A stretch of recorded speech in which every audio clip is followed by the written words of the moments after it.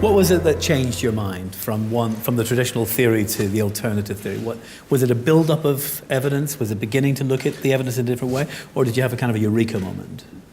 Actually, there was a kind of a eureka moment. It was more of an embarrassing moment where I was giving a gallery talk in the British Museum in 1984, talking merrily to people about the Iron Age Celts in Britain, and I was taken aside by an Iron Age archaeologist who was at the back of the group. Said, "We're trying to get away from the idea of Iron Age Celts." I said, "Why?" And he took me off for a cup of coffee and sat with me, and I said, "Right, well, it's like this," and started to explain about the fact that the more we look for them, the more they aren't there.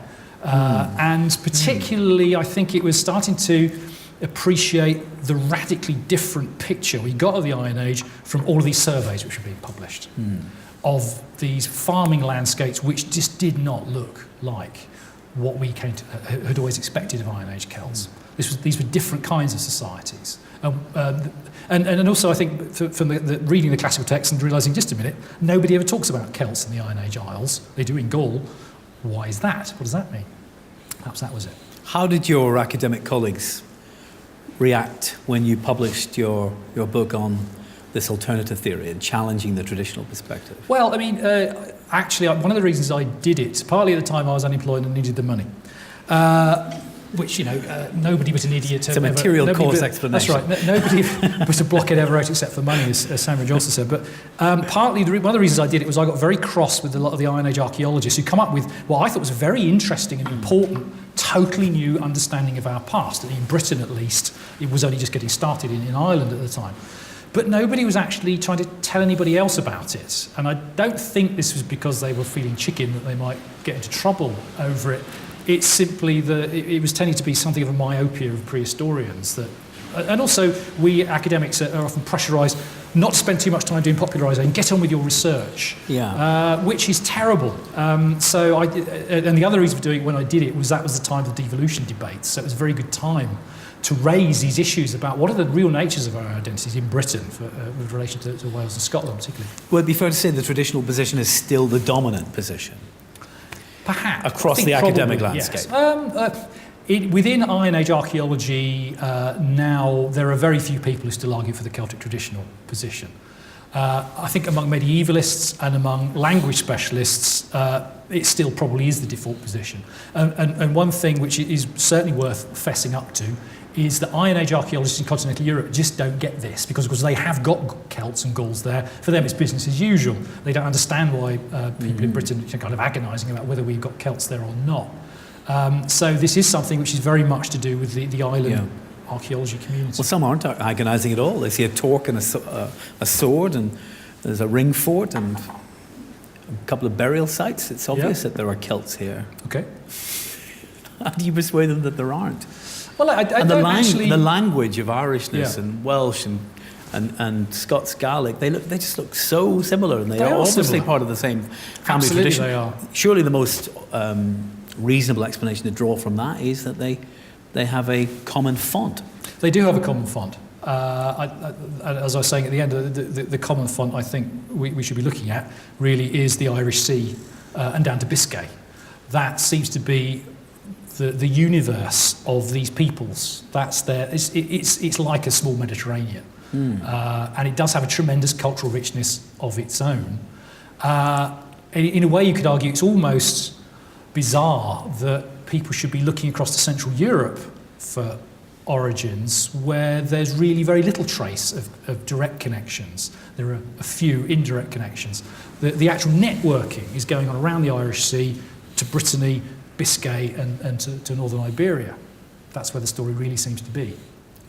When I've talked to some academics about this kind of material, they don't even want to go there. They just think it's almost like conspiracy theories abound because there's so little evidence to deal with.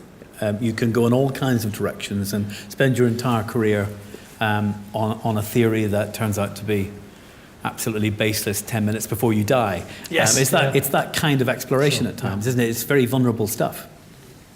Possibly. I mean, I think that what has happened in Iron Age archaeology, at least in Britain, is that we have got an awful lot of evidence that's limited in kind because it is things like field systems and farmsteads and house designs and sea. There's quite a lot of it. In fact, there's such an enormous amount of it that was, I think, one of the principal reasons that the old theoretical understanding collapsed.